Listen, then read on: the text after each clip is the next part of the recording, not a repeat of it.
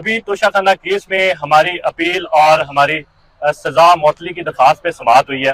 اور جیسے ہی سماعت شروع ہوئی تو الیکشن کمیشن کے وہ وکلاء جو ٹرائل کورٹ میں روزانہ کی بنیاد پہ پیش ہوتے تھے اور پراپر ریکارڈ پراپر فائلیں لے کے آتے تھے، وہ آج وہی پرانے عدالتی حربے آزمانے لگے، اور کہا گیا کہ ہمارے پاس کوئی ریکارڈ نہیں ہے کیس کا، ہماری کوئی مکمل تیاری نہیں ہے، تو ہمیں ٹائم دیا جائے۔ آنریبل کورٹ سے انہوں نے 2 ہفتے کا وقت مانگا، جس پہ ہم نے اعتراض کیا کہ 2 ہفتے بہت زیادہ ہیں، لیکن شارٹ سینٹینس ہے جس نے ہر صورت جو ہے وہ معطل ہونا ہی ہونا ہے۔ ہائی کورٹ اور سپریم کورٹ کے فیصلے موجود ہیں، اور جس طرح عمران خان صاحب کو جیل میں بے گناہ غیر انسانی سلوک کیا جا رہا ہے، ایڈیشنل سیشن جج اٹک کے جو جیل کے دورہ کے حوالے سے ہم نے رپورٹ جمع کروائی عدالت میں، اور ان کو دکھایا کہ کس طرح سیشن جج صاحب نے اپنی رپورٹ میں لکھا ہے کہ کس طرح ان کے سیل کے سامنے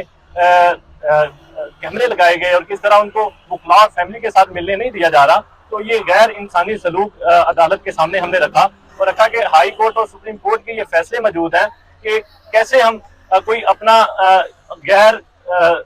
جو ہے اعلانیہ غیر ضروری ریلیف نہیں مانگ رہے، یہ ہم اپنا حق مانگ رہے ہیں جو کہ ہمیں شارٹ سینٹینس نے قانون کے مطابق معطل ہونا ہی ہے۔ تو عدالت نے جو ہے اس کیس کو 2 دن کے لیے 24 اگست کے لیے فکس کر دیا۔ انشاءاللہ دونوں فریقین کی بحث ہوگی اور یہ سزا معطل ہو جائے گی۔